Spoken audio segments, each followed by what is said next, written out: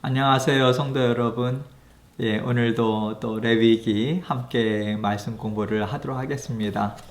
함께 찬송 드리고 기도하고 또 시작하도록 하죠. 412장입니다. 찬송가 412장. 내 영혼의 그 깊은 데서 412장 우리 함께 찬송 드리겠습니다. 내 영혼의 그 깊은 데서 맑은 가락이 훈련하네. 하늘 곡조가 언제나 흘러나와 내 영혼을 고이 싸네.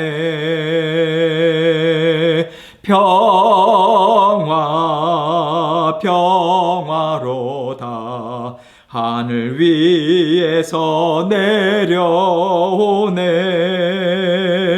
그 사랑의 물결이 영원토록 내 영혼을 덮으소서.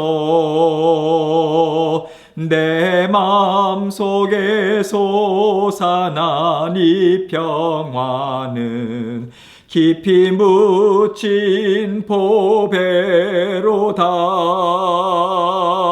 나의 보화를 캐내어 가져갈 자 그 아무도 없으리라.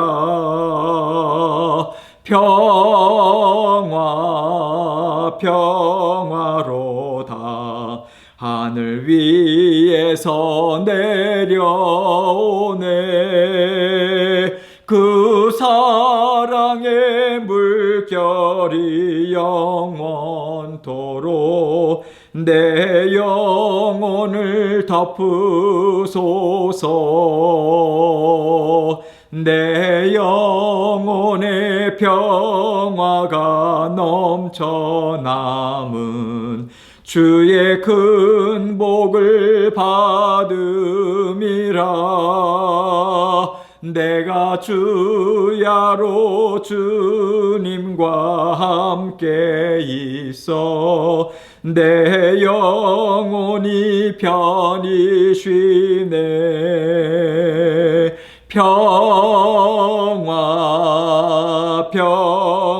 평화로다 하늘 위에서 내려오네. 그 사랑의 물결이 영원토록 내 영혼을 덮으소서. 이 땅 위에 험한 길 가는 동안 참된 평화가 어디 있나. 우리 모두 다 예수를 친구 삼아 참 평화를 누리겠네. 평화로다 하늘 위에서 내려오네. 그 사랑의 물결이 영원토록 내 영혼을 덮으소서. 아멘. 기도하겠습니다. 하나님 아버지 감사합니다. 우리 주님께서 오늘도 저희에게 새로운 날 주시고 또 아버지 하나님의 말씀을 배울 수 있는 자리로 인도해 주셔서 감사합니다. 아버지 하나님, 주님께서 날마다 이 시기에도 변함없는 사랑으로 우리 마음을 붙잡아 주시고 아버지 하나님께서 다 책임지시고 하나님의 사랑하는 자녀들, 사랑하는 성도님들의 삶을 주님께서 친절히 그리고 날마다 힘있게 인도하신다라고 하는 것을 믿는 믿음으로만 전진할 수 있도록 도와주옵소서. 아버지 하나님, 세상의 즐거움 그리고 세상의 성취 이런 것들로 인해서 저희 마음이 편안하고 또 아버지 하나님 날마다 즐거운 삶을 살 수 있는 것이 아니라 아버지 하나님의 변함없는 사랑과 능력이 우리를 붙잡아 주심에 아버지 하나님 그 사랑, 그 말씀, 성령 하나님의 함께 하심이 있기에 저희는 늘 평안합니다. 그 고백으로 우리 주님과 함께 살아갈 수 있도록 도와주옵소서.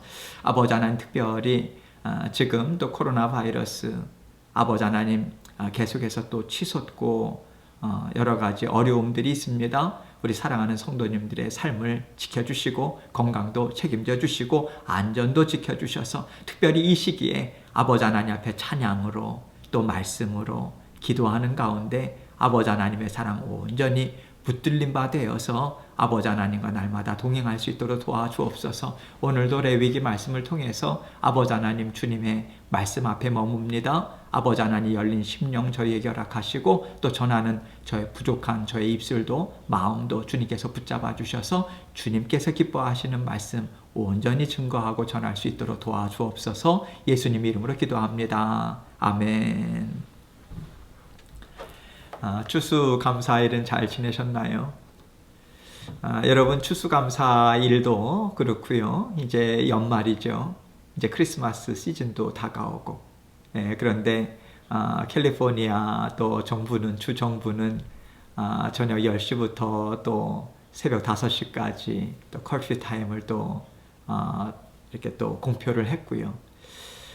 여러 가지 어려운 상황 가운데 있습니다. 여러분 하나님께서 우리에게 말씀하세요. 무릇 지킬 만한 것보다 너희 마음을 지키라. 여러분 저희가 이 시기에 돌아봐야 하는 것은 우리가 삶 가운데 즐거움이 없다 할지라도 세상적인 어떤 그런 지금까지 누려왔던 것을 누리지 못한다고 해서 우리의 마음이 훅 떨어진다든가 삶의 의미가 없다든가 여러 가지 이러한 마음들이 있었다면 그동안 우리가 무엇을 붙잡고 살았는가라고 하는 것을 우리가 점검해 보고요. 우리가 선자리가 무엇이었는가 그것을 분명하게 알 수 있는 그 기회가 지금 있습니다. 우리가 모든 것들이 또 세상의 즐거움이나 특별히 이러한 시기에는 여러 가지 그러한 기쁨이라고 하는 것을 참된 기쁨, 진정한 감사 이것을 하나님이 주시는 말씀 그리고 날마다 하나님과 동행하는 삶 우리의 삶의 상황이 어떠하든지 하나님의 사랑과 은혜가 말씀을 통해서 성령을 통해서 끊임없이 부어주고 있기 때문에 그것으로 인해서 우리가 감사하고 마음의 평안함을 잃지 않고 있다면 그것이 잘 사는 것 아니겠습니까? 그런데 만약에 우리가 지금 세상적인 그러한 부분들을 누리지 못한다고 해서 우리가 하루하루 살아가는 게 너무 힘들다라고 한다면 과연 우리에게 하나님께서 주시는 말씀이나 성령님의 도우심이 또 동행하심이 과연 우리에게 힘과 능력의 원천이었는가? 이것을 돌아볼 수 있는 진지하게 물어볼 수 있는 그런 시기예요. 여러분 마음을 지킨다라고 하는 것은 우리 스스로의 힘으로 안 됩니다. 저도 안 돼요. 그래서 요즘도 저도 마찬가지입니다. 마음이 이렇게 좀 낙심이 되고 어렵고 할 때는요. 기도의 자리로 하나님께서 부르시는구나 라고 생각하고 기도합니다. 그러면 마음이 잡혀요. 그 전까지는 마음이 안 잡혀요. 마음이 안 잡힌다라고 하는 것은 평안함이 없다는 거예요. 평안함이 없다라고 하는 것은 내 마음에 만족하지 못하다라고 하는 것입니다. 그것으로 나타나는 것이 불안, 염려, 짜증, 여러 가지 증세들이지요. 우리는 그런 것들을 영적으로 분별할 수 있잖아요. 그건 하나님이 주시는 게 아닙니다. 하나님이 주시는 것은 마음의 평안이고 기쁨이고 상황이 어떠하든지. 물론 어려워요, 여러분. 쉬운 시기라고 말씀드리는 게 아닙니다. 어렵습니다. 누구나 다 어렵습니다. 그러나 여러분, 하나님의 은혜와 사랑은 변함없이 우리를 감싸주십니다. 우리를 책임지십니다. 그 믿는 믿음으로 살아가는 거예요. 하나님의 말씀의 약속의 말씀을 붙잡고 살아가는 것입니다. 그것이 믿는 자녀들이에요. 그것을 훈련하는 시기가 지금 이 시기입니다. 훈련해야 됩니다. 그래서 오늘도 이러한 생각을 하면서 하나님 말씀 계속해서 좀 보도록 하겠습니다. 힘내시고요. 계속해서 기도의 자리, 말씀의 자리로 특별히 이 시기에는 영적으로 우리가 강건해야 합니다. 우리가 영적으로 안정을 찾고 평안함을 누리고 진정한 기쁨과 감사를 하나님께 올려드릴 때 이 시기를 너끈히 이길 수 있어요. 이 시기 언제 지나가나, 빨리 지나가야 되는데 마음이 안달복달하고 그런다고 해서 이 시간이 빨리 지나가지 않습니다. 이 시기를 능력으로 하나님께서 지금 우리를 만져주시는, 아름답게 빚으시는 그 아름다운 열매, 하루하루 하나님께서 주시는 말씀 붙들고 살아가실 때 열매가 우리에게 돌아올 것입니다. 이 시기는 우리가 그렇게 지나가면 좋을 것 같습니다. 오늘 레위기 13장 18절로 23절 말씀 함께 보도록 하겠습니다.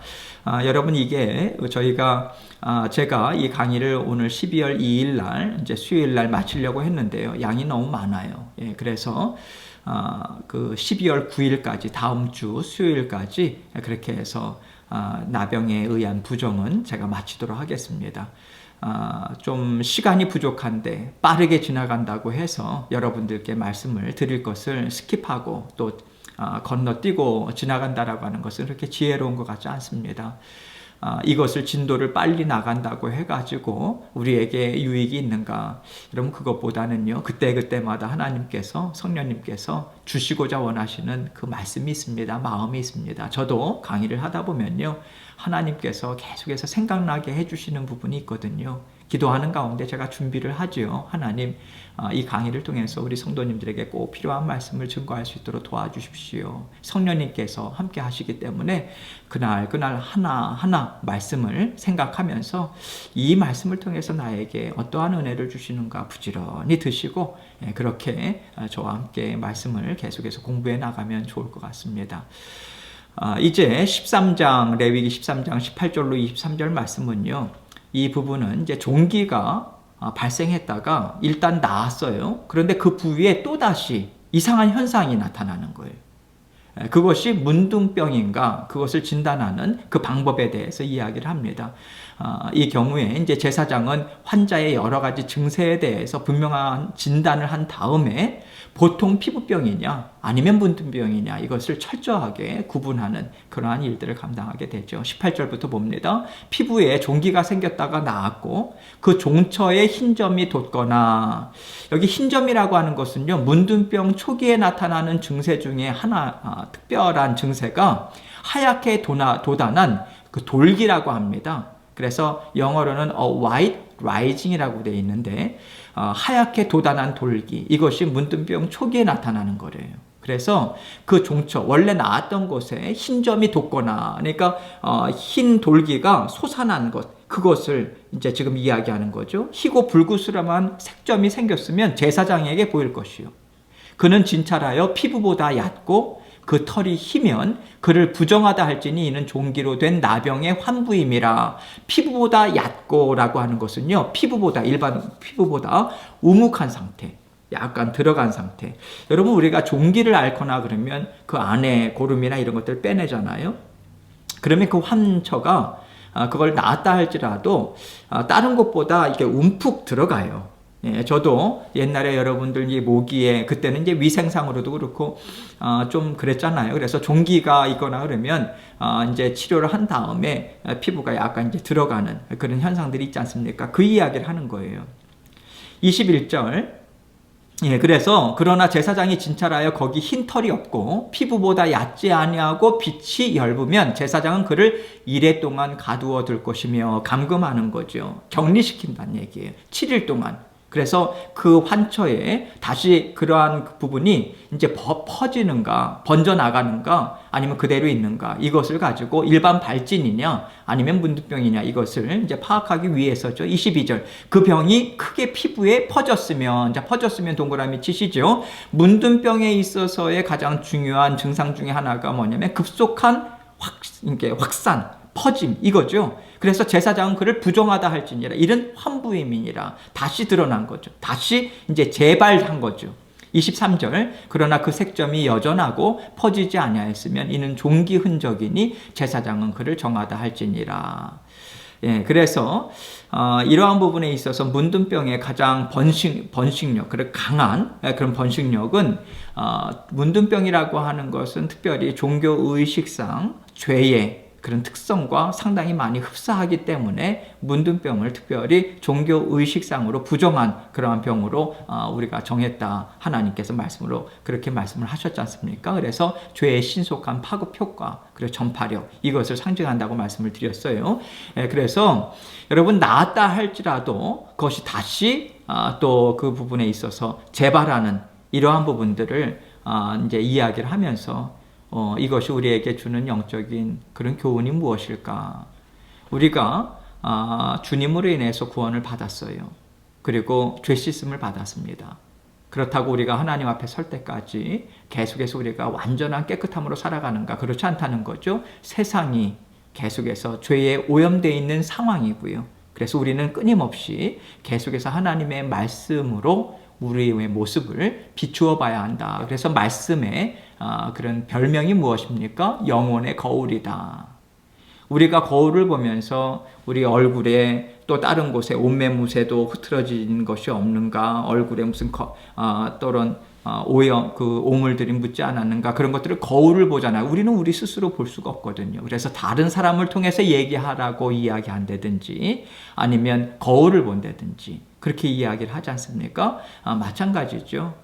이렇게 하나님의 말씀은 영혼의 거울이에요. 우리가 영적으로 지금 어떠한 죄의 오염, 이러한 것들로, 오물들로 묻혀져 있는가? 이러한 영혼을 볼 수 있는 것은 하나님의 말씀을 통해서 우리가 성령님의 비추심을 받았을 때 우리가 깨닫게 되는 거죠. 성령님을 통해서. 그 이야기를 하는 거죠. 그래서 특별히 우리가 말세를 살아가는 이 종말의 때는 더더군다나. 왜 그렇습니까? 종말의 때는요, 계속해서 악의 그 세력들이 점점 더 확산되어 가거든요. 더 깊어지거든요. 더 강해집니다. 그게 종말로 향하는 성경이 증언하는 바입니다.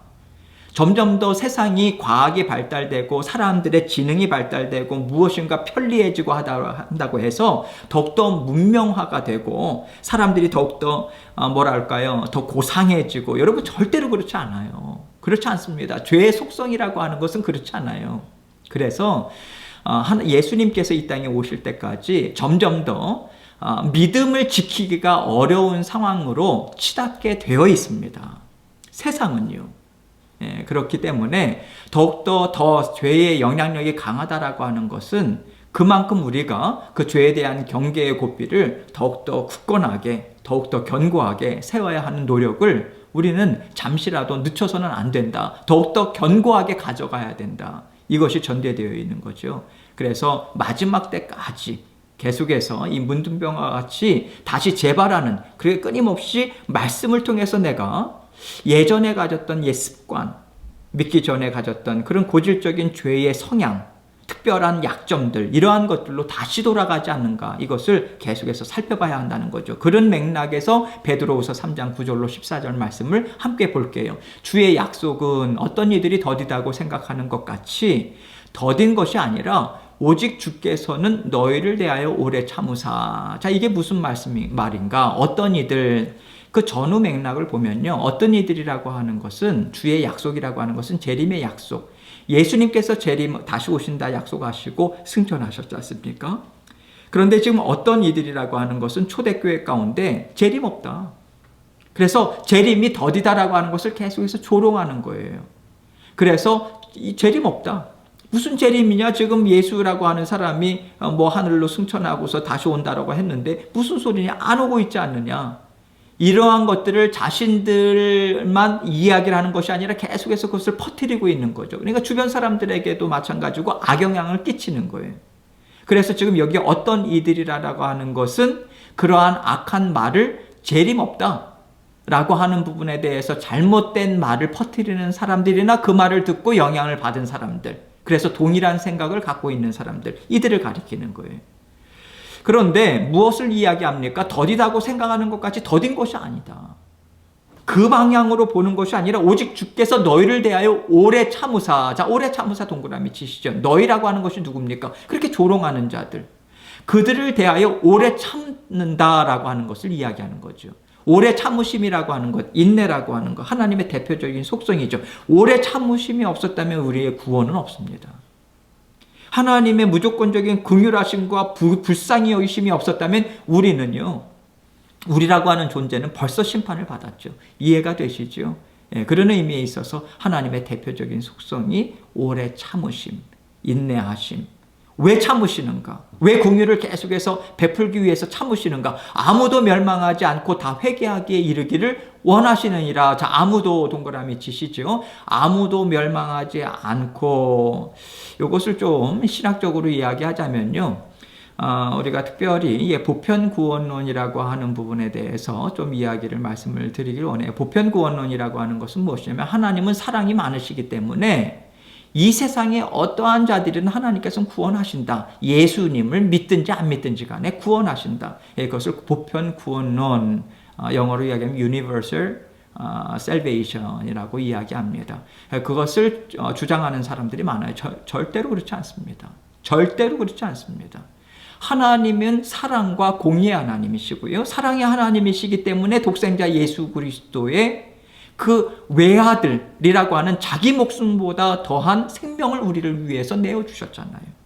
그게 사랑 아닙니까? 공의는 무엇입니까? 그렇게 뜨거운 사랑, 아들을 아끼지 아니하고 하나님을 대적하고 원수로 있던 우리들을 위해서 생명을 내어주셨는데, 그것을 거부한다면 하나님의 공의의 심판이 있을 수밖에 없잖아요. 그래서 보편구원론, 하나님은 절대적인 사랑의 속성을 갖고 있기 때문에 예수를 믿든 안 믿든 누구나 다 구원한다. 이 보편구원론이라고 하는 것은 있지 않다라고 하는 거죠. 그런데 자꾸만 보편구원론자들이 자꾸만 이 말씀 구절을 딱 따가지고 자기들의 증거, 자기들의 주장을 증거하는 그런 구절로 사용한다 이거죠. 이것은 보편구원론을 이야기하는 게 아니에요. 앞에 부분을 이야기해요. 오래 참으사, 그 하나님의 뜨거운 사랑, 끝없는 긍휼, 이것을 강조하고자 이야기하는 것이지, 예수님을 믿든 안 믿든 누구나 다 구원한다라고 하는 보편구원론을 증거하는 이야기가 아니라고 하는 것입니다. 이해가 되시죠? 그래서 다 회개하기를 이르기를 원하시느니라.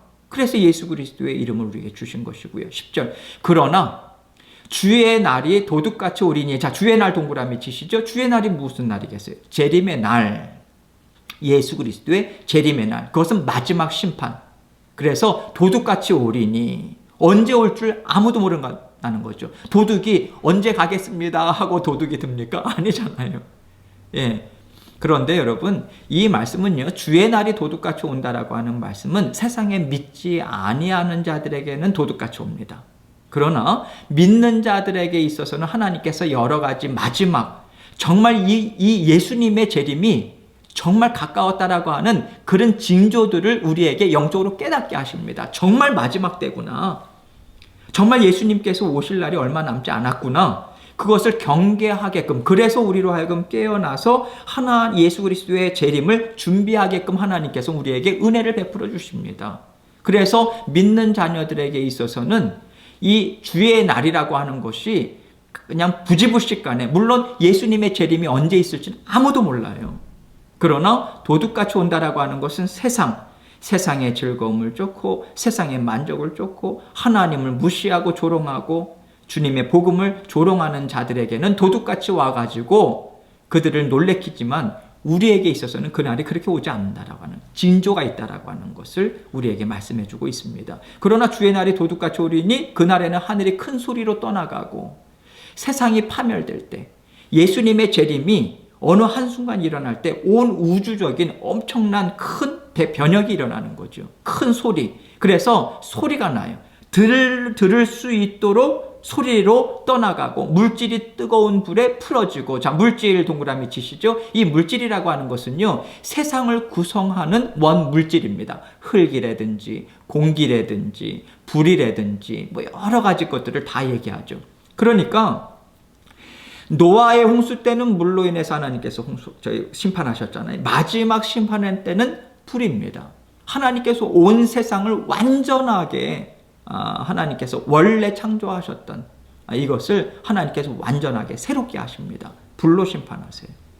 물질이 뜨거운 불에 풀어지고 땅과 그 중에 있는 모든 일이 드러나리로다. 이 드러난다라고 하는 단어의 원어적인 의미도 태워버리다라고 하는 뜻입니다. 태워버리다. 그래서 이 마지막 종말의 때, 정말 예수님의 재림의 때, 그때는 온 세상의 마지막 때다. 이 불로 심판하는 때가 반드시 있다. 여러분, 역사의 시작, 누가 시작하셨습니까? 하나님이 시작하셨죠. 역사의 시작이 있다라고 하는 것은 반드시 마지막을 향해서 가게 돼 있고요. 마지막이 있습니다. 끝날 날이 있다라고 하는 거예요. 우리 인생도 마찬가지잖아요. 태어난 날이 있으면요, 우리가 하나님 앞에 갈 날이 있는 거죠. 우리는 그러한 하루하루를 살아가는 것입니다. 그래서 하루하루가 우리에게 소중한 거예요. 하루하루, 그날 하루. 여러분, 요즘 같아서는요, 내년도 보지 마시고요, 다음 달도 보지 마시고요, 요즘은 하루하루 내 마음을 지키면서 잘 살아가야지. 그 마음이 옳은 마음입니다, 여러분. 하루하루, 오늘 하루 잘 살아야 그 힘으로, 하나님께서 주신 힘으로 내일도 잘 살 수 있고요. 내일이라고 하루를 내일 또 잘 살아야 그 다음날 하루도 또 그 힘으로 살아가는 것입니다. 그렇게 하루하루 우리는 하나님 앞에서 살아가는 거죠. 그래서 지금 마지막 때에 있을 일에 대해서 이렇게 이야기하면서 11절, 이 모든 것이 이렇게 풀어지리니, 마지막 때가 그렇게 있고, 마지막 때는 세상에 모든 것들이 다 하나님 앞에 심판대 위에 서게 되고 완전하게 새롭게, 그래서 세상의 것을 추구한들 세상의 것은 다 이렇게 불로 심판을 받게 되는데, 너희가 어떠한 사람이 되어야 마땅하냐? 거룩한 행실과 경건함으로. 이렇게 말씀이 이어지는 거예요. 어떠한 사람이 되어야 마땅하냐? 여러분, 여기서 되어야라고 하는 것이요, 원어적인 의미에 있어서는 너희가 예수님을 믿고 구원받은 자들이다. 이미 어떠한 자들이 된다, 비컴의 의미가 아니라 너희는 이미 그러한 자녀들이에요. 그러한 자녀들로 어떠한 존재로서 이 땅 위에 서 있어야 되는가, 그것을 강조하는 거예요. 너희가 이미 하나님의 자녀인데 어떠한 삶을 살아야 되겠는가? 거룩한 행실과 경건함으로. 거룩하다라고 하는 것이 무슨 의미입니까? 악으로부터 분리되는 거잖아요. 악이라고 하는 것은 세상이지 않습니까? 세상의 즐거움, 세상의 쾌락, 세상으로부터의 만족. 그래서 아까도 제가 처음에도 말씀을 드렸지만, 세상적으로 우리가 성취, 물론 하나님께서 주시는 이 땅의 복들이 있어요. 그러나 그것은 궁극적으로 우리에게 진정한 만족과 세상 것들을 통해서 하나님의 함께 하심을 우리는 그것을 받아 누리는 자녀들이 아니잖아요. 세상의 것을 얻기 위해서 하나님의 어떤 우리의 도구가 아니잖아요. 밴딩 머신이 아니잖아요. 무엇을 넣고 내가 원하는 것을 누르는 그러한 하나님이 그러한 통로의 역할이기 때문에 우리에게 필요한 게 아니잖아요.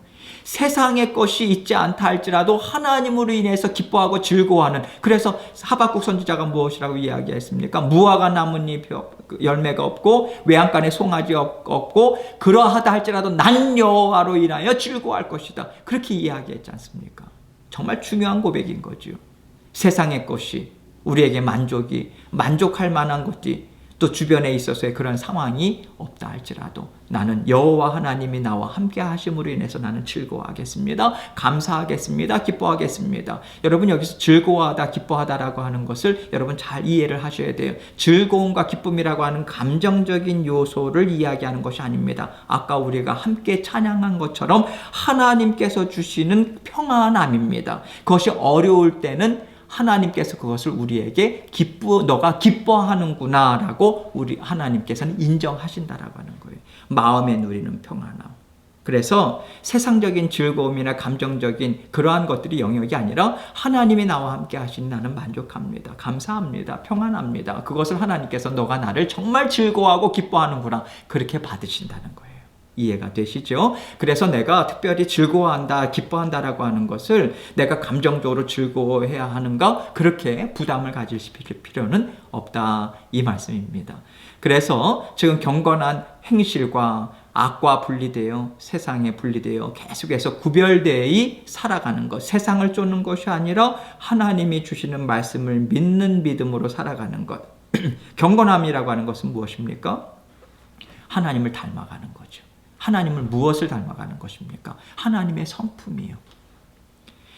그래서 우리가 성령의 9가지 열매도 계속해서 우리가 기억을 하지만, 사랑과 희락과 화평과 오래 참음과 자비와 양성과 충성과 온유와 절제, 이것이 우리 삶 가운데 계속해서 성장하고 있는가, 열매로 나타나고 있는가.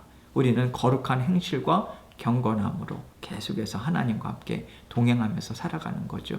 그래서 하나님의 날, 자 동그라미 치시죠. 앞에는 뭐라고 그랬어요? 주의 날. 주의 날이 뭐라고 그랬습니까? 재림의 날. 그래서 예수 그리스도의 재림의 날, 주의 날, 하나님의 날. 다른 용어로 썼을 뿐이지 동일한 맥락입니다. 동일한 단어죠. 하나님의 날이 임하기를 바라보고 간절히 사모하라. 바라보라는 것이 무엇입니까? 소망을 가지라는 거예요. 거기에 소망을 두라는 거예요.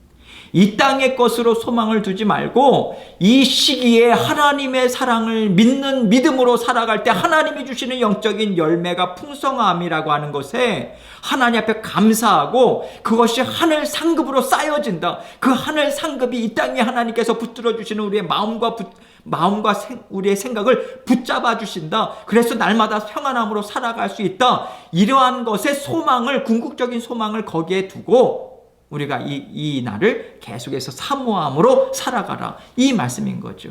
그래서 그날에 하늘이 불에 타서 풀어지고 물질이 뜨거운 불에 녹아지려니와 우리는 그의 약속대로 의가 있는 곳인 새하늘과 새 땅을 바라보도다. 그의 약속. 무슨 약속이에요? 우리를 하나님과 함께 영원히 정말 기뻐하며 사는 곳을 이미 우리의 처소를 준비시켜놨다. 하나님께서 그 확신이죠. 그래서 우리는 주님 앞에 설 때 두려움으로 서지 않잖아요. 이 세상의 것, 이 세상에서 천년만년 잘 먹고 잘 살겠다라고 하는 생각 안 하잖아요, 여러분. 그럴 수 있는 세상이 아니잖아요. 하나님께 소망을 두고 그 하나님의 날마다 우리를 붙잡아 주신다. 잔잔한 마음으로. 그리고 날마다 하나님 앞에 그것이 진정한 기쁨과 감사로 삼아서 우리가 살아갈 때 그의 약속대로 의가 있는 곳인 새하늘과 새 땅. 그래서 이 하나님께서 이 마지막 때의 심판의 날은요, 믿지 않는 자들에게 심판의 날이죠. 우리에게는요, 기쁨과 소망의 날, 성취의 날이죠. 이해가 되시죠? 그래서 우리는 두려워하지 않는 거예요. 새하늘과 새 땅을 바라보도다. 영원히 하나님과 함께 기쁨으로 살아가는 그러한 날.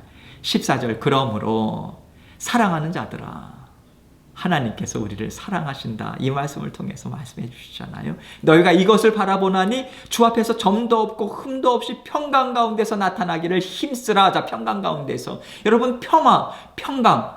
하나님이 주시는 영의 양식인 말씀, 하나님과의 친밀한 교제의 자리인 기도의 자리가 아니라면 어떻게 우리가 평강을 누릴 수 있겠어요? 어떻게 평안할 수 있겠어요? 특별히 이 시기에 말입니다.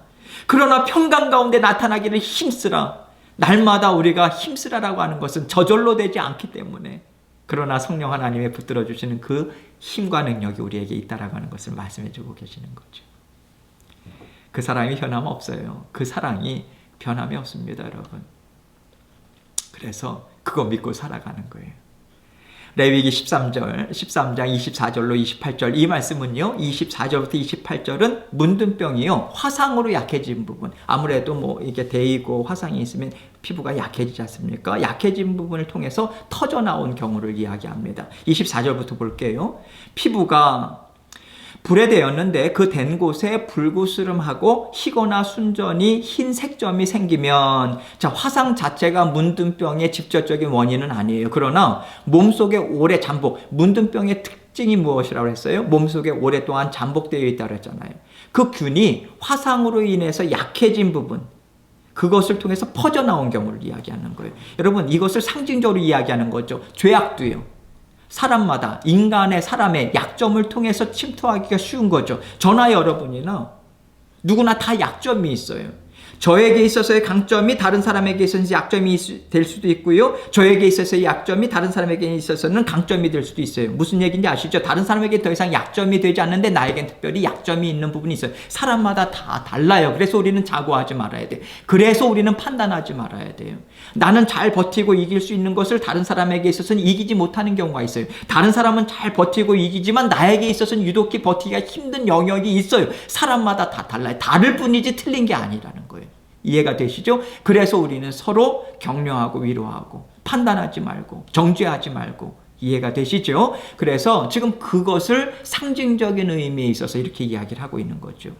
25절, 제사장은 진찰할지니 그 색점이 털이 희고 그 자리가 피부보다 우묵하면 이는 화상에서 생긴 나병인즉 제사장이 그를 부정하다 할 것은 나병의 환부가 됨이니라. 그러나 제사장이 보기에 그 색점에 흰털이 없으며 그 자리가 피부보다 얕지 아니하고 빛이 얇으면 그는 그를 이랫동안 가두어둘 것이며 격리죠. 이래 만에 제사장이 그를 진찰할지니 만일 병이 크게 피부에 퍼졌으면, 자 동그라미 치시죠. 계속해서 문둥병이 나오는 부분에 있어서 퍼진다, 전염성 이런 부분들에 대해서 계속해서 강조하고 있어요. 그가 그를 부정하다 할 것은 나병의 환부임이니라. 만일 색점이 여전하여 피부에 퍼지지 아니하고 빛이 엷으면 화상으로 부은 것이니 제사장이 그를 정하다 할 것은 이는 화상의 흔적임이니라. 아까도 말씀드렸죠. 여러분, 이 화상이라고 하는 부분 때문에 오랫동안 잠복되어 있었던 그 문둥병의 균이 터져 나온다. 약점, 특별히 그래서요, 여러분. 우리가 잘 살아간다라고 생각이 될 때도 특별히 우리의 약점들이 있다라고 하는 것은 우리가 우리 자신을 관리할 때도요. 저는 추위를 잘 타요. 추위를 잘 탑니다. 그래서 추위를 잘 타기 때문에 또 특별히 그 추위를 느끼지 않을 수 있는 부분들을 평소에 잘 이렇게 좀 음식도 그렇고 먹어요. 예, 그리고 저는 목이 좀 뭐랄까요, 좀 그 목 디스크는 아닌데 좀 불편함이 있어요. 그래서 그 증상을 알아요. 뭔가 이렇게 좀 가깝게 그 증상이 온다라고 할 때는 에드빌을 그때부터 한 일주일 동안 계속해서 먹습니다. 예, 그러면서 좀 근육을 계속해서 쓰고, 그 증상은 저만 알아요. 이해가 되시죠? 누구나 다 약점이 있어요. 그것을 보완하기 위해서. 그래서 여러분들께서 특별히 정서적으로나 여러 가지 이런 면에 있어서 약점이 있다면 그러한 부분들을 또 배우자나 또 가족들이나 그런 부분들을 오픈하고, 특별히 내가 이런 부분이 약한 것 같아. 그래서 그런 증상이 있을 때는 빨리 알려줘. 얘기를 해줘. 내가 미처 모를 때가 있거든. 얘기를 해줘서 같이 이겨나갈 수 있도록. 이해가 되시죠? 그리고 그러한 것들을 나 자신이 약점이라고 하는 것을 우리는 스스로 알기 때문에 그러한 것들을 우리가 육신의 몸도 그것을 보완하기 위해서 꾸준히 운동한다든지 여러 가지 조치를 취하면서 그러한 어려움들을 겪지 않고 넘어가도록 애를 쓰고 또 우리가 최선을 다하듯이 영적인 부분도 마찬가지라고 하는 거예요, 여러분. 그래서 그러한 부분들을 우리가 약점이라고 하는 부분들을 우리가 계속해서 생각하고, 그 약점이라고 하는 취약성은요, 특별히 어려울 때 그것이 먼저 드러나게 되어 있습니다. 그래서 그러한 부분들을 하나님께서 이것을 먼저 또 나에게 알려주시는구나, 그렇게 계속해서 보완하고 또 그러한 부분들을 훈련함을 통해서 어느 순간부터인가는 너끈히 이길 수 있는, 그것이 영적으로 자라나는 것 아니겠습니까? 이해가 되시죠? 예, 그러한 부분들로 이 말씀을 우리가 실질적으로 적용을 할 수 있겠다, 그렇게 생각이 됩니다. 레위기 13장 29절로 37절 말씀은요, 머리나 수염 등에 발생한 이상 증세에 대한 그런 내용입니다. 문둥병 여부 진단 방법 구체적으로 언급되어 있어요. 말씀을 쭉 볼게요. 29절, 남자나 여자의 머리에나 수염에 환부가 있으면 제사장은 진찰할지니 환부가 피부보다 오목하고 그 자리에 누르스름하고 가는 털이 있으면, 자, 검은 털빛이 있어야 되는데 이게 변해요. 털이 빠지기 위한 전조이기도 하고요. 악성 피부병에 걸렸다라고 하는 사실을 이제 먼저 알려주는 내용이죠. 그가 그를 부정하다 할 것은 이는 옴이니라. 머리에나 수염에 발생한 나병임이니라. 자, 옴이라고 하는 것이요, 아주 이제 뭐랄까, 이렇게 견딜 수 없는 가려움, 이런 피부병이지 않습니까? 그런데 오늘날에 있어서 여기 나오는 옴이라고 하는 것은, 즉 오늘날에 있어서 옴 증세, 그런 어떤 피부병, 이걸 얘기하는 게 아니에요. 여기서는 원어상의 말씀을 보면요, 백선병이라고도 하죠. 백선병. 그건 뭐냐면 지난주에도 잠깐 말씀을 드렸지만 이렇게 몸의 피부가 이렇게 변하는 거예요. 색소가. 그래가지고 흰 것이 군데군데 온몸에 퍼지는 것이 얼굴이라든지 전신에 퍼지는 백선병이라고 이야기합니다. 백선병이라고 하는 것을 왜 굳이 여기서 나병이라고 문둥병이라고 표현했는가? 의학이 발달되기 이전에는 이러한 악성 피부병까지도 문둥병 일종으로 간주했기 때문에 지금 여기서 이렇게 이야기를 하는 거예요. 31절 말씀 볼게요. 만일 제사장이 보기에 그 옴의 환부가 피부보다 오목하지 아니하고 그 자리에 검은 털이 없으면 제사장은 그 옴 환자를 이래 동안 가두어 둘 것이며 이래 만에 제사장은 그 환부를 진찰할지니 그 옴이 퍼지지 아니하고 그 자리에 누르스름한 털이 없고 피부보다 오목하지 아니하면, 33절 그는 모발을 밀되 환부를 밀지 말 것이며 제사장은 옴 환자를 또 이레 동안 가두어 들 것이며. 자, 문둥병자로 의심을 받은 자의 모발, 머리를 밉니다. 왜 모발을 밉니까? 환처의 증세, 그 진전 여부를 다른 부위, 그러니까 머리털이 아닌 다른 털들과 털 색깔과 비교하기 위해서 미는 거예요. 그래, 나오는 부분에 있어서의 그 털 색깔과 이 주변의 털과 비교하기 위해서 자세하게 관찰하기 위함이죠. 그런데 환처 부분의 털은 밀지 않는 거예요. 어떤 환처가 있는데 그 털은 안 미는 거예요. 왜요? 털의 색깔의 변화가 어떻게 되는가, 이것을 문둥병의 여부를 판별하기 위해서 주변의 색깔과도 비교하고 그 자리에 난 것도 계속해서 어떠한 색깔로 변화되는가, 그것을 보기 위해서 아주 예의주시하게 해서 철저하게 그것을 증세를 파악해야 되잖아요. 왜냐하면 문둥병이라고 하는 것으로 판명이 되게 되면 그건 어떻게 보면 사형선고나 마찬가지인 거죠. 격리되지 않고 추방당해 진 바깥에서 가족들과 이제는 이스라엘 공동체들과 함께 살아갈 수가 없는 거예요. 이해가 되시죠? 그래서 신중에 신중을 기하는 거죠.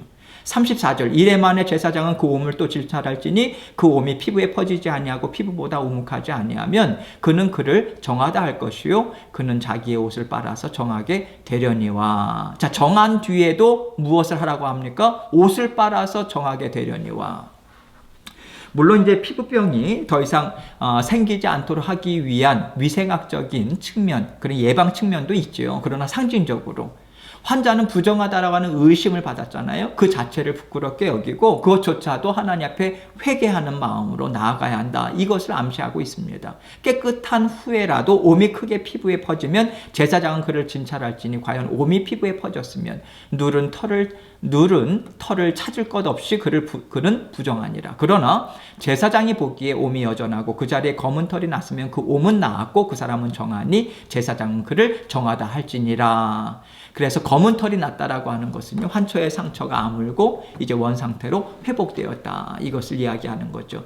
38절로 46절 말씀 계속해서 봅니다. 남자나 여자의 피부에 색점 곧 흰 색점이 생겼으면 제사장은 진찰할지니 그 피부의 색점이 부유스름하면 이는 피부에 발생한 어루럭이라. 그는 정하니라.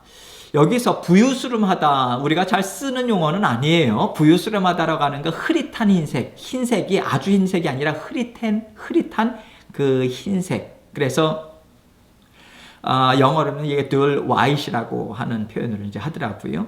예, 그래서 이렇게 색깔이 부유스름하면 이것은 문둥병이나 옴 등의 악성 피부병이 아니라 어루럭이다. 어루럭이라고 하는 것은 이제 그 단순한 피부병인데 그 피부 표면에 얼룩얼룩한 흰 반점들이 생기는 가벼운 피부병. 그래서 킹 제임스 버전 같은 경우에는 이것을 주근깨로 인한 반점이라고 표현을 했고요. 또 NIV 같은 경우에는 무해한 발진, 뭐 이렇게 그렇게 해롭지 않은 그런 래시다, 발진이다, 이렇게 표현을 했더라고요. 그래서 이러한 경우에 있어서는 환자는 제사장에 보이기만 하고 옷은 빨지 않아도 됐다, 정했다. 왜냐하면 단순히 피부 겉에만 번지는 병이기 때문에, 전염성이 있지 않기 때문에 그것을 이야기합니다. 40절 말씀 볼게요. 누구든지 그 머리털이 빠지면 그는 대머리니 정하고 앞머리가 빠져도 그는 이마 대머리니 정하니라. 자, 대머리라고 하는 것은 자연적인 생리 현상의 하나죠. 그래서 질병이 아니기 때문에 종교의식상에도 정하다, 부정하다 상관이 없습니다. 일절 상관이 없기 때문에 이렇게 정하니라, 이렇게 이야기합니다. 그러나 42절, 그러나 대머리나 이마 대머리에 희고 불구스름한 색점이 있으면 이는 나병이 대머리에나 이마 대머리에 발생함이라. 제사장은 그를 진찰할지니 그 대머리에나 이마 대머리에 돋은 색점이 희고 불구스름하여 피부에 발생한 나병과 같으면 이는 나병 환자라. 부정하니 제사장이 그를 확실히 부정하다고 할 것은 그 환부가 그 머리에 있음이니라. 여러분, 특별히 대머리에 그 환부가 있다라고 하는 것은 이제 각별하게 취급을 했습니다. 왜냐하면 머리라고 하는 것이 갖고 있는 상징성 때문에 그래요. 신체의 으뜸 부분이에요. 그리고 히브리인들이 생각할 때 사람의 생각, 감정, 모든 것들을 총괄하는 중요한 부분이 머리다. 그렇게 간주했기 때문에 머리에 무엇이 낫다라고 하는 부분에 있어서는 각별한 취급을 하고 있다. 이것을 이야기합니다. 만약에 그렇게 머리에 낫다라고 할 경우에는 이제 나병 환자가 이제 판명이 됐어요. 문둥병 환자라고 하는 것이 판명이 됐다라고 할 경우는 어떻게 해야 되는가? 45절 말씀 보세요. 나병 환자는 옷을 찢고 머리를 풀며 이제 문둥병자로 판명이 됐으면 이제 옷을 찢는다. 이스라엘 공동체로부터 이제 격리되는 거예요. 가족들과 더 이상 살 수가 없습니다. 격리돼요. 그래서 이스라엘 진영 바깥에 격리시켜서 문둥병 환자들만 사는 곳으로 격리돼 가지고 따로 삽니다. 그래서 극도의 슬픔, 옷을 찢고 머리를 푼다라고 하는 것은요, 극도의 슬픔을 나타낼 때 그러한 부분에 있어서 이제 그 표현을 하는 거죠. 윗입술을 가리고 외치기를, 그 윗입술을 가린다라고 하는 것으로 이제 외친다라고 하는 것은 자기 증오, 자기 비하, 이러한 부분을 상징적으로 이야기하고요. 부정하다. 그래서 위생학적인 측면에서 문둥병의 감염을 막기 위한 거죠. 그렇게 소리를 외치면서. 그래서 문둥병 환자들 같은 경우에는 다른 사람이 접근해 오거나 할 때는 부정하다. 지금 이 그대로 신약 시대에도 이것을 보면 그대로 행했음을 알 수 있죠. 부정하다 할 것이요. 그래서 46절 병 있는 날 동안은 늘 부정할 것이라 그가 부정한 즉 혼자 살되 진영 밖에서 살지니라. 여러분, 여기서 우리가 오해하지 말아야 되는 것이 있습니다. 무엇이냐면 문둥병 환자들을요, 하나님의 저주를 받아서 심판받을 수밖에 없다. 이런 식으로 우리는 이해해서는 안 된다는 거예요. 문둥병 환자, 문둥병이라고 하는 것이 상징적으로 이야기하는 것은 종교의식상 그 확산되는 부분이나 이러한 부분들 때문에 부정, 죄악이 하나님의 거룩성과 같이 공존할 수 없기 때문에 문둥병 환자가 격리될 뿐이지 저주를 받았다든지 그런 것이 아니라는 거예요. 영적인 진리를 이것을 교훈하기 위한 것이지 문둥병자들이 범죄자이기 때문에 그러한 정죄하기 위한 조치가 아니다. 이 부분입니다. 그래서 특별히 신약시대에 와서 이것을 증거하는 것이 무엇입니까? 예수님께서 특별히 문둥병 환자들, 계속해서 문둥병 환자들을 치유하셨죠? 수많은 병자들을 치료하셨습니다. 각별한 관심을 갖고 사랑하셨고요. 또 성도들도 또 각별한 관심을 갖고 돌봐야 할 대상인 거죠. 그렇게 우리가 이해를 해야 하겠습니다. 그러한 맥락에 있어서 여기 이제 고린도전서 이 말씀은 잠깐 동안 쉬고 그리고 나서 말씀을 계속해서 공부하도록 하겠습니다.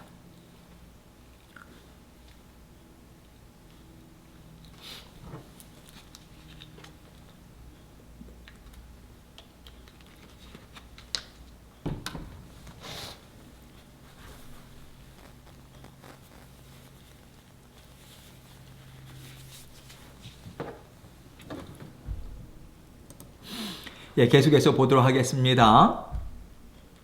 여러분, 문둥병 환자를 따로 격리라고 하는 단어보다는 이제 그 진영 바깥으로 이제 추방시키는 거죠. 이스라엘친, 하나님의 성막을 중심으로 한 이스라엘친 그 바깥쪽으로 추방하는 거예요. 이것은 죄의 전염성을 막기 위해서 또 이러한 영적인 부분에 있어서 우리에게 주고자 하는 그런 말씀이 무엇일까? 종교의식상 죄의 확산, 이러한 부분들을 상징적으로 생각을 할 때 이스라엘 진이라고 하는 것은 믿음의 공동체죠. 하나님의 성민들, 하나님의 성도들 함께 모여 살고 있는 곳으로부터 추방시키는 거죠. 내쫓는 거죠. 이러한 부분들로 우리가 좀 이해를 할 수 있는데, 고린도전서 5장 11절로 13절 말씀 우리가 함께 볼게요. 이제 내가 너희에게 쓴 것은 만일 어떤 형제라 일컫는 자가, 자 밑줄 그세요. 어떤 형제라 일컫는 자가, 지금 세상 사람을 이야기하는 게 아니라 같은 믿음의 공동체였던 사람이에요. 어떤 형제라 일컫는 자가, 지금까지 계속해서 신앙생활을 같이 해왔던 자라고 생각하시면 되겠습니다. 형제라 일컫는 자가 음행하거나 탐욕을 부리거나 우상 숭배를 하거나 모욕하거나. 여러분, 여기에 그 음행한다라고 하는 것은 뭐 따로 설명을 드릴 필요가 없죠. 우상 숭배도 그렇고 탐욕도 마찬가지죠. 남의 것을 탐심이죠. 그래서 남의 물건이라든지 어쨌든 남의 것을, 그래서 그것을 취하는 것. 이런 것들 이야기하고, 모욕하다라고 하는 것은요, 다른 사람에 대한 욕설, 비방, 이것을 서슴지 않고 하는 것이고 그것을 계속해서 퍼뜨리는 거예요. 다른 사람에 대해서. 그리고 술 취하거나 속여 빼앗거든 이렇게 나와요. 믿는 형제 가운데 음행, 우상숭배, 탐욕, 또 다른 사람들에 대한 욕설, 비방을 계속해서 퍼뜨리고 다니고, 계속해서 술에 취해서 살고, 또 계속해서 사기치고 또 빼앗고, 이거죠. 이것은 습관성이에요. 한번 또 뭐랄까요, 실수로 또 잘못으로 그러한 것들을 한 것이 아니라 계속 그것을 반복하는 거예요. 그래서 믿음의 공동체에 여러 피해자들이 생겨나는 것입니다. 이러할 때에 빼앗거든 사귀지도 말고 그런 자와는 함께 먹지도 말라, 이 이야기를 합니다. 어울리지 말아라. 함께 먹지도 말라라고 하는 것은 철저하게 관계를 단절해라, 이 요구를 하고 있는 거예요. 그러한 형제라고 일컫는 자 중에 믿음의 공동체 가운데, 그런데 문제는 무엇이냐면 이러한 잘못들을 저지르고 악을 계속해서 행하는 거예요. 오늘날로 이야기하면 교회 가운데 그러한 사람이 있는 거예요. 계속해서 여러 사람들의 피해자가 생겨나는 거예요. 그런 것들로 인해서. 그러할 때, 그런데 공공연하게 그러한 부분들에 대해서 죄를 지을 뿐만 아니라 회개조차도, 뉘우침조차도 없어요. 그러한 사람들이 있을 때 그들과의 교제를 단절해야 된다. 이러한 부분들이 성도들을 일단은 교회를 보호하는 차원에 있어서의 조치를 취하는 거죠. 그런데 여러분, 여기에서 음행, 탐심, 탐욕, 우상 숭배, 여러 가지 이러한 부분, 모욕하는 거, 이러한 부분들, 우리가 생각할 때 다른 사람들에 대해서 욕하고 비방하고, 이것을 하나님께서는 어떠한 범주로 같이 연결시켜 가지고 이야기를 하는가? 우상 숭배. 이해가 되세요? 하나님 앞에서 정말 하나님께서 가장 싫어하신다라고 하는 것과 동일한 선상에 놓았다라고 하는 것에 있어서 우리가 그런 경각심을 가져야 한다라고 하는 것이죠. 우리는 어떠한 부분들은 조그만 죄, 어떠한 부분에 있어서는 큰 죄, 이렇게 자꾸만 구분을 짓지만, 사실은 이러한 탐욕과 탐심과 남의 것을 속여 빼앗는 것이나 계속해서 남에 대한 비방하고 욕설하고 그것을 퍼뜨리고 다닌다든지, 이러한 부분들은요, 동일한 죄에서 나온 거잖아요. 그 뿌리가요. 그 죄라고 하는 것을 계속해서 누가 줍니까? 사탄이 주는 거 아니겠습니까? 사탄이 주는 것을 계속해서 받아 누리면서 행하는 거잖아요. 이해가 되시죠? 그래서 이러한 부분에 있어서 12절 보면, 밖에 있는 사람들을 판단하는 것이야 내게 무슨 상관이 있으리요마는, 세상 사람들이 그러한 부분에 있어서는 사도 바울이 특별하게 이렇다 저렇다 이야기할 수 없는 부분이지만은, 교회에 있는 같은 교회 공동체 가운데 있는 사람들이야 너희가 판단하지 아니하라. 교회가 그 부분을 반드시 다뤄야 되는 것이 아니겠느냐, 이 이야기를 하는 것입니다. 그냥 묵과하지 말아라. 그냥 묻어두지 말아라. 그것이 계속해서 교회 공동체를 파괴하고 여러 영혼들을 파괴하는 부분을 어떻게 계속해서 그냥 놔두기만 할 수 있겠느냐, 이 이야기를 하는 거죠. 그래서 13절, 밖에 있는 사람들은 하나님이 심판하시려니와 이 악한 사람은, 분명하게 이야기를 하는 거죠. 그건 악한 거다. 악한 자다. 너희 중에서 내쫓으라. 그래서 믿음의 공동체 가운데 앞에서도 이야기했죠. 문둥병자, 죄가 드러났다라고 하는 것을 철저하게 그 진 바깥으로 그 사람을 내어 쫓는 그런 부분에 있어서, 그러한 부분에 있어서 교회가 계속해서 그 부분으로 인해서 교회가 계속해서 피해를 받는 거죠. 예, 그것이 하나님의 그 영광스러움도 훼손을 시키기 때문에, 그러한 부분에 있어서 교회 내에 악한 그러한 부분들은 묵인돼서는 안 된다. 그래서 교회 공동체, 특별히 그러한 지도자, 영적인 지도자들은 계속해서 교회 공동체를 살피고, 그러한 부분들로 인해서 피해자들이 있지 않은지, 그러한 부분들이 있다면 분명하게 같이 지혜를 모으고, 또 우리가 그 부분을 적극적으로 해결하고 드러내고, 그러한 부분들을 정말 교회 공동체를 살리는, 교회가 우선이 돼야 된다라고 하는 부분이죠. 그러나 여러분, 이 사람을 내쫓고 또 엑스커뮤니 시키고 이러한 부분에 있어서 출교를 시키고 한다라고 하는 궁극적인 목적이 뭐냐, 좀 이따가 말씀드릴게요. 그냥 내쫓는 게 아닙니다. 회복하기 위한 기회를 주는 거거든요. 좀 이따 계속해서 설명을 드릴게요. 그러한 부분에서 내어 쫓으라라고 하는 것은 교회의 한두 사람의 그런 의견 때문이 아니라, 내어 쫓으라라고 하는 동사의 그 주어가 복수형으로 되어 있습니다. 그 얘기는 뭐냐면, 교회 공동체가 이러한 교회 내에 있는 악이라고 하는 부분에 있어서 적극적으로 함께 동참해서 기도하고 지혜를 모으면서 그 부분을 근절시키도록 함께 노력을 해야 된다. 이것을 전제로 하고 있어요. 고린도후서 2장 5절로 8절 말씀 볼게요. 근심하게 한 자가 있었을지라도 나를 근심하게 한 것이 아니요 어느 정도 너희 모두를 근심하게 한 것이니, 근심하게 한 자라고 하는 부분이 이 부분입니다. 사도 바울을 직접적으로 계속해서 공격했어요.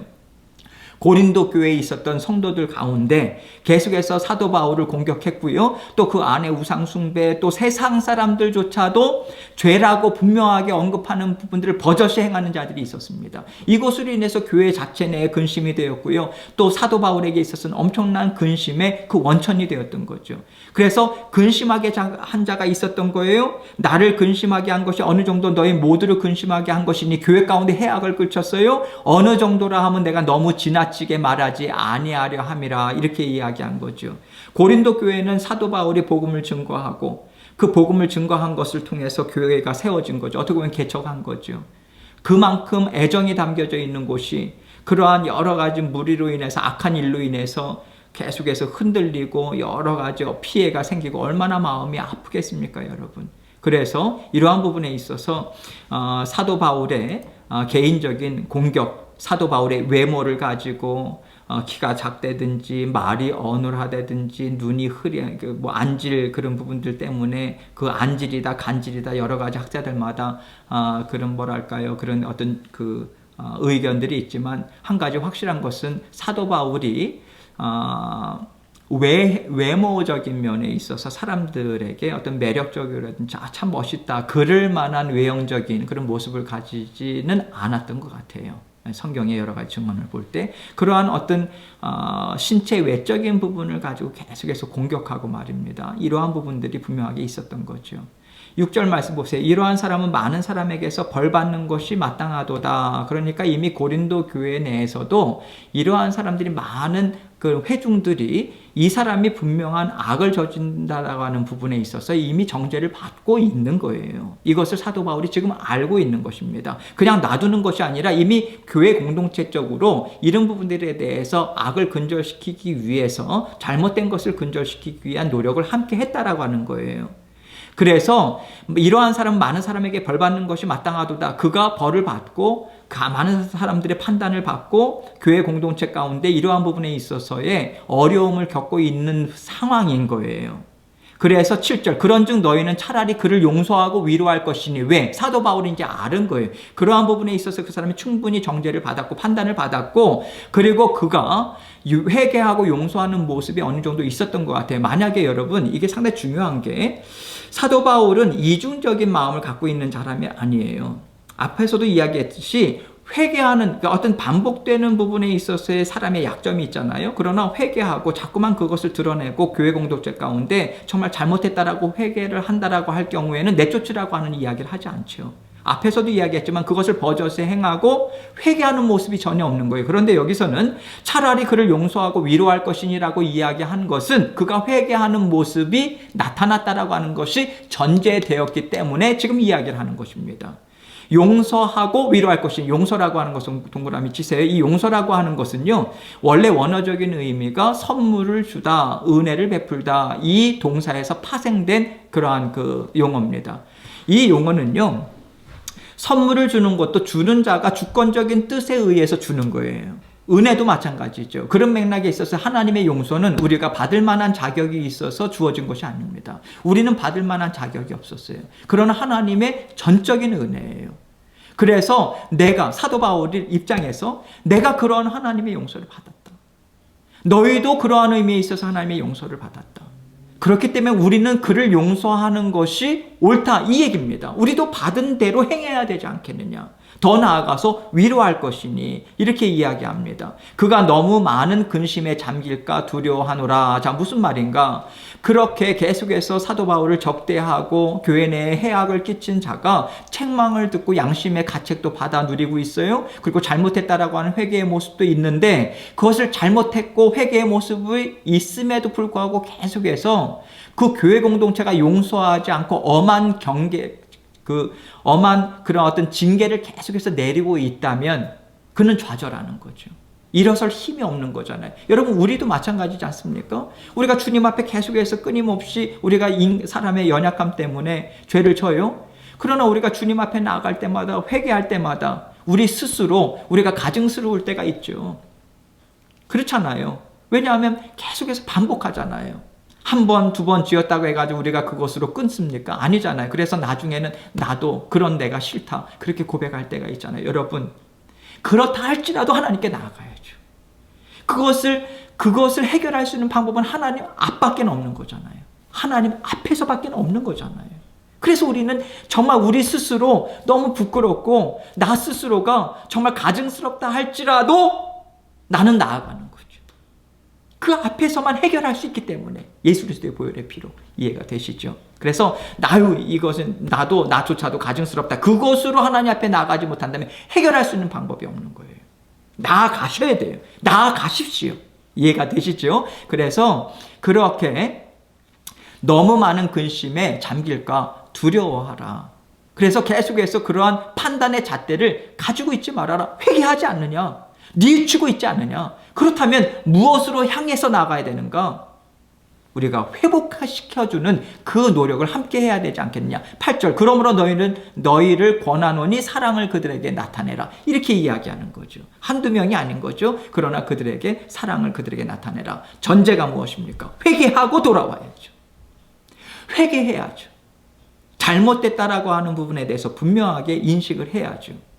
그렇지 않고 우리가 받아들인다면 그는 영원히 하나님 앞에서 돌아올 수가 없습니다. 우리가 자녀를 키울 때도 마찬가지잖아요. 자녀가 잘못했다라고 하는 것을 분명히 인식하고 그것을 입술로 고백할 때만이 우리가 용서를 하는 것이지, 우리가 측은하다고 해가지고 됐어 그 아이는요 더 큰 죄로 나갈 수밖에 없는 거예요. 그건 사랑이 아닙니다. 그건 하나님이 말씀하시는 사랑이 아니에요. 그건 방관이에요. 무책임입니다. 결국은 망하게 하는 길로 나아가게 하는 거죠. 죄를 짓는 거예요. 이해가 되시죠? 하나님의 사랑을 우리가 생각을 할 때 어떻게 실천할 것인가라고 하는 부분에 있어서 앞부분과 뒷부분, 지금 고린도전서, 고린도후서 이 내용을 가지고 지금 문둥병이라고 하는 내쫓고, 이 뒷부분을 보세요. 나중에도 우리가 함께 말씀 공부를 하지만 문둥병을 지찰해서 그가 다 나았으면 다시 복귀시키잖아요. 이해가 되시죠? 그런 부분에 있어서 우리가 이 말씀을 그 맥락에서 살펴봐야 된다는 거죠. 레위기 13장 47절 59절입니다. 만일 의복에, 자, 의복 동그라미 치세요. 옷에 나병 색점이 발생하여, 자, 의복에 나는 곰팡이를 얘기합니다. 털옷에나 배옷에나, 자, 털옷, 양털을 원료로 해서 짠 옷을 털옷이라고 하고, 배옷은 삼으로 짠 옷이 아마 있죠? 삼으로 짠 옷. 이 두 가지, 털옷과 배옷이 고대인들이 가장 보편적으로 입고 있었던 의복입니다. 48절, 배나 털의 나래나 씨에나 혹 가죽에나 가죽으로 만든 모든 것에 있으되, 자, 나래나, 천을 짜는 데 있어서 세로로 짜인 실을 날이라고 하죠. 그래서 씨, 그렇게 얘기하잖아요. 날은 세로로 짠 실. 씨의 씨는 가로로 짜인 실. 이것에 또 가죽이라고 하는 것은 뭐냐면 가죽.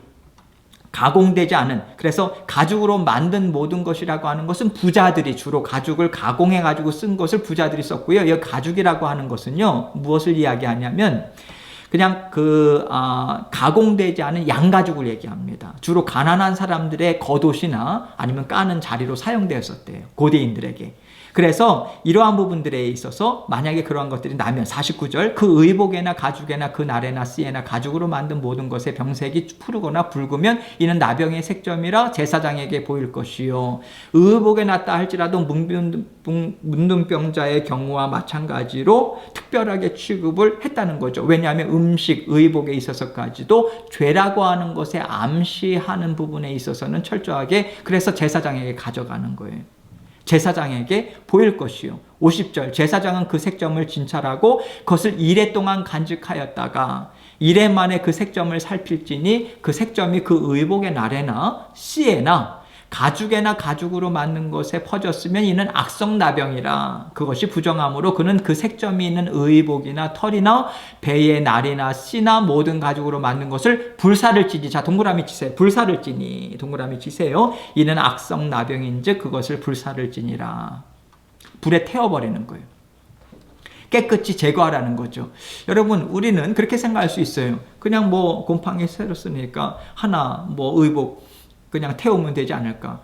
여러분, 유목 생활을 해왔고요. 지금 이스라엘 광야 생활 가운데 이들은 광야를 계속해서 이제 가는 그런 여정에 있지 않습니까? 의복이라고 하는 것은 정말 귀중한 거예요. 아주 소중한 것. 오늘날처럼 대량 생산할 수 있는 것도 아니고요. 이해가 되시죠? 그래서 의복이 참 소중한 겁니다. 아무리 귀중하고 소중한 것이라 할지라도 죄악의 유혹이 되는 것을 제공한다면 깨끗하게 치워버려라. 이 얘기입니다. 이것을 교훈적으로 이야기하는 거죠. 우리에게 있어서도 귀중하게 생각하는 것이 있잖아요. 그러나 계속해서 우리의 죄성을 유발시키는 그러한 유혹의 거리를 계속해서 제공하는 것이 우리에게도 있지 않습니까? 불태워버리라는 거예요. 눈앞에서 완전히 미련을 갖지 않도록 불태워버려라. 우리에게 주는 분명한 영적인 교훈이 있죠. 그러한 부분에 있어서 53절 그러나 제사장이 보기에 그 색점이 그 의복의 나레나 씨에나 모든 가죽으로 만든 것에 퍼지지 아니하였으면 제사장은 명령하여 그 색점 있는 것을 빨게 하고 또 이레 동안 간직하였다가 그 빤 곳을 볼지니 그 색점의 빛이 변하지 아니하고 그 색점이 퍼지지 아니하였으면 부정하니 너는 그것을 불사르라. 이는 거죽에 있든지 속에 있든지 악성 나병이라. 빤 후에 제사장이 보기에 그 색점이 없으면 이제 곰팡이 균이 더 이상 번식하지 못하고 소멸되기 때문에 의복에 생겼던 색점이 점점 더 사라지는 것, 이것을 이야기하죠. 그 의복에나 가죽에나 그날에서나 씨에서나 그 색점을 찢어버릴 것이요. 색점 부분, 그것을 난 것을 완전히 떼어서 분리시키는 거죠. 다른 것으로 메꾸는 거죠. 그 의복의 나레나 씨에나 가죽으로 만든 모든 것에 색점이 여전히 보이면 재발하는 것이니 너는 그 색점이 있는 것을 불사를지니라. 너가 빤 의복의 나레나 씨에나 가죽으로 만든 모든 것에 그 색점이 벗겨졌으면 그것을 다시 빨아야 정하리라. 이는 털옷에나 베옷에나 그 나레나 씨에나 가죽으로 만든 모든 것에 발생한 나병 색점에 정하고 부정한 것을 진단하는 규례니라. 이렇게 이야기합니다. 의복, 또 먹는 거, 또 나중에 보면 집, 얼마나 세밀하게 그만큼 죄를 철저하게 살피고 죄가 전염되는가 그렇지 않은가 계속해서 살피고, 우리도 여러분 집도 부지런히 돌아봐야 되잖아요.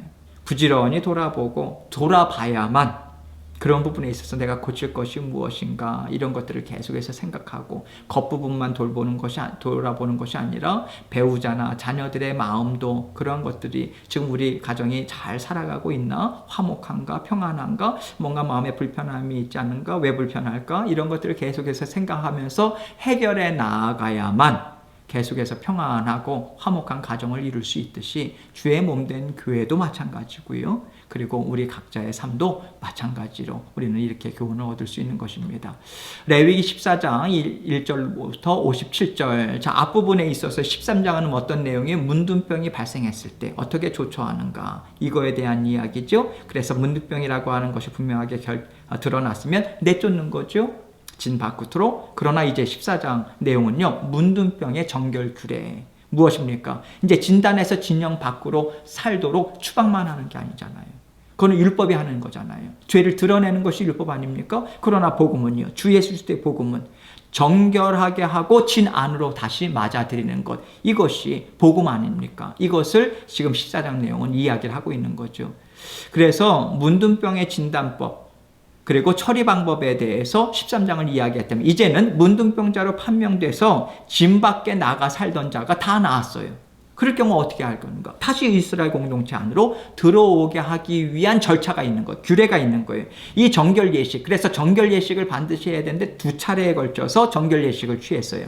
첫 번째 정결 예식은요, 제사장이 진 밖으로 나갑니다. 어떠한 경우든지 간에 문둥병자가 해결되기 전까지는 진 안으로 다시 들어올 수가 없어요. 그래서 진 밖으로 나갑니다.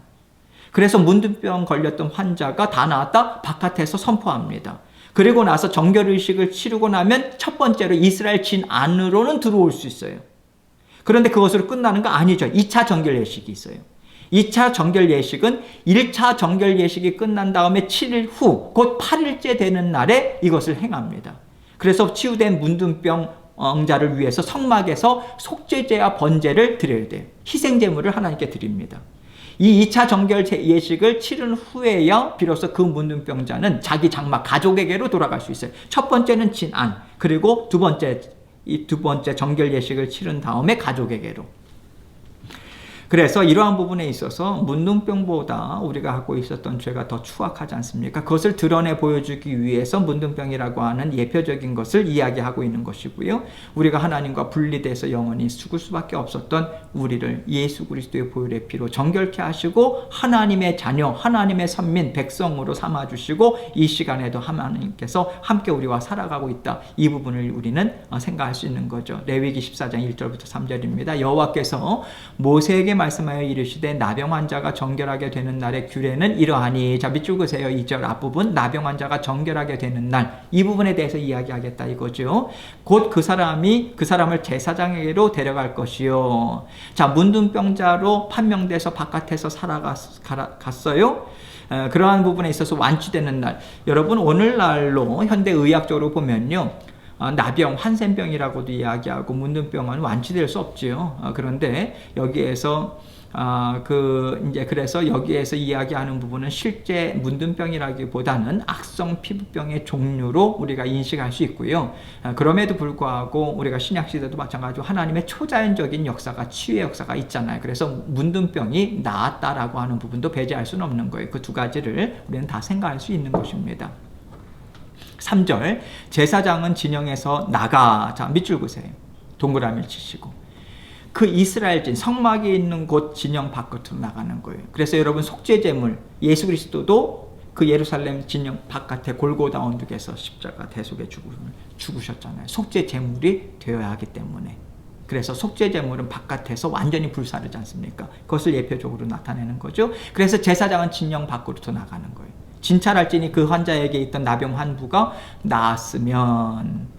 그래서 이제 제사장이 판별을 하는 거죠. 4절로 9절 말씀 봅니다. 제사장은 그 정결함을 받은 자를 위하여 명령하여 살아있는 정결한 새 2마리와, 자, 동그라미 치세요. 새 2마리, 백향목, 홍색실, 우슬초, 다 동그라미 치세요. 각각의 영적인 의미들이 다 담겨져 있습니다. 정한 새 2마리라고 하는 것이 무엇일까? 율법적으로 정하다, 부정하다라고 하는 것을 판별을 받은 것들 중에 부정한 새는 절대로 안 돼요.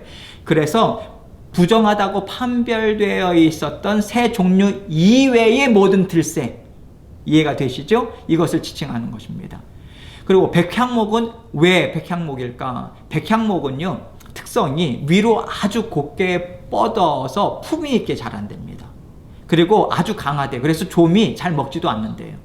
잘 썩지도 않을 뿐만 아니라 광택이 나고요. 향기가 아름답고 오래 보존된답니다. 그래서 백향목이라고 하는 부분에 있어서는 특별히 문둥병자의 정결의식, 문둥병은 죄의 부패성, 썩는 것, 이것을 상징적으로 이야기하잖아요. 그래서 백향목이라고 하는 것은 그 상징적인 부분이 죽음을 극복한 어떤 생명력, 생명의 능력, 생명의 영속성을 상징적으로 나타내는 것이 백향목이에요. 그래서 이것을 백향목과 우슬초, 냄새가 아주 향기롭고요. 1차적으로 문둥병자가, 그 문둥병은 그 악취가 나지 않습니까? 그 문둥병의 악취로부터 해방되었다라고 하는 것을 나타내기 위해서 우슬초. 그리고 특별히 이 우슬초라고 하는 것은요, 희생제물의 피를 적셔가지고 뿌릴 때도 우슬초를 사용했죠. 죄와 부정으로부터 정결케 하는 능력을 상징하는 것이 우슬초라고 하는 식물입니다. 5절 말씀 볼게요. 제사장은 또 명령하여 그 새 하나는 흐르는 물 위 질그릇, 홍색실, 그것은 예수 그리스도의 보혈의 피를 상징하는 것이고요. 피. 그 새 하나는 흐르는 물 위 질그릇 안에서 잡게 하고, 자, 흐르는 물 위 질그릇이라고 하는 것은요, 신선한 물이 담겨져 있는 것이에요. 그 질그릇 안에서 이제 잡는 거죠. 정결 예식을 위해서 준비된 2마리 새 중에 1마리를 잡아가지고 그 피를 질그릇 안에 준비되었었던 신선한 물하고 섞어요. 이것은 무엇을 예표적으로 이야기하는가? 예수 그리스도의 피와 인류 대속을 위해서 십자가 상에서 흘리신 물, 그 피, 그리고 물과 피를 함께 쏟으셨다고 하잖아요. 그래서 물과 피, 이것을 상징적으로 이야기합니다. 십자가 위에서 물과 피를 쏟으셨다. 이 부분을 상징적으로 이야기하죠. 16절, 다른 새는 산채로 가져다가 백향목과 홍색실과 우슬초와 함께 가져다 흐르는 물 위에서 잡은 새의 피를 찍어. 자, 다른 새는요, 산채로 가져다가 이제 우슬초, 줄기, 그리고 살아있는 채로 백향목 가지, 그 나무까지 홍색실로 묶어요. 그리고 질그릇 속에 핏물에 담가요. 그러다가 꺼냅니다. 그 문둥병자에게 7번 뿌려요. 상징적인 의미죠. 완전 숫자죠. 그리고 7번 뿌리고 정결하다.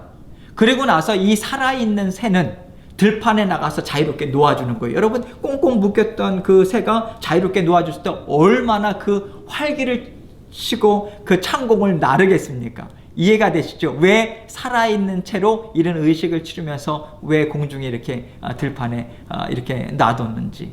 나병에서 7절 말씀 보세요. 나병에서 정결함을 받을 자에게 7번 뿌려 정하다 하고 그 살아있는 새를 들에 놓을지며, 정결함을 받는 자는 그의 옷을 빨고 모든 털을 밀고 물로 몸을 씻을 것이라. 그래서 여러분, 우리는 죄의 올무에 갇혀 있다가 예수 그리스도의 보혈의 피로 인해서 우리는 완전한 죄의 문제를 해결함을 받았습니다.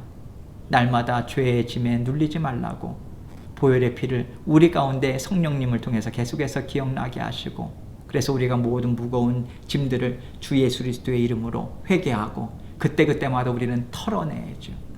정말 중요한 것이 털어내셔야 합니다. 안 그러면 계속해서 그 무게가 우리를 계속해서 눌러요. 삶의 기쁨이 없어요. 우리에게 예수 그리스도의 보혈의 피, 그 이름을 주셨잖아요. 그 이름을 믿고 회개하면서 그것을 덜어놨을 때 하나님께서 주시는 활력도 있고 힘과 능력이 있습니다. 그것으로 살아가는 거예요. 해결할 수 있는 길을 제시하셨음에도 불구하고 우리가 그 길을 가지 않는다라고 하는 것은 우리는 그것을 주님 앞에서 더 큰 죄를 짓는 거죠. 이해가 되시죠?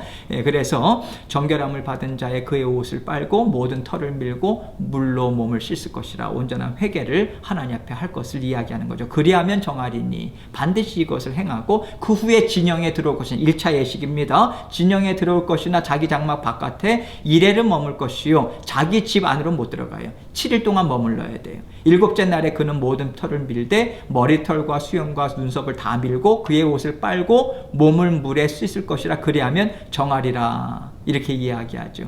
예, 그래서 이러한 부분에 있어서 다른 새를 산채로 가져다가 정말 창공을 향해 날아가는 새같이 병에서 놓이는 거예요. 자유하게 되는 거죠. 우리 또한 날마다 그 하나님 앞에 죄의 문제를 해결함 받고 정말 자유롭게 날아갈 수 있는 그 길을 하나님께서 허락하셨죠. 그래서 시편 124편 6절로 8절 말씀 보면, 우리를 내주어 그들의 이에 씹히지 아니하게 하신 여호와를 찬송할지어다. 우리의 영혼이 사냥꾼의 올무에서 벗어난 새같이 되었나니, 올무가 끊어짐으로 우리가 벗어났도다. 자, 밑줄 그시죠?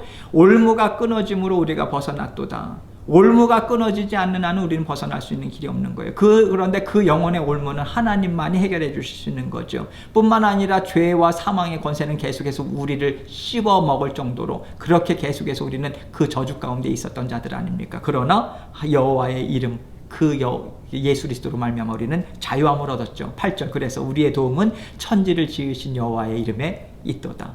골로새서 3장 1절로 2절은요. 그러므로 너희가 그리스도와 함께 다시 살리심을 받았으면 위의 것을 찾으라. 거기는 그리스도께서 하나님 우편에 앉아 계시느니라. 하나님 우편에 앉아 계셔서 우리를 날마다 보살피시고 성령을 통해서, 말씀을 통해서 힘을 주시잖아요. 끊임없이 그 위를 바라보고 하나님의 뜻을 바라보고 예수 그리스도의 우리를 위에서 흘려주신 보혈의 피만을 의지하면서 그것이 위의 것을 계속해서 찾고 구하고 붙잡고 의지하고 나가는 거죠. 그럼 그와 동시에 무엇을 합니까? 2절, 위의 것을 생각하고 땅의 것을 생각하지 말라. 버리라는 거죠. 땅의 것이라고 하는 것은 아까 이야기했던 죄의 속성들 계속해서 끊임없이 버리라.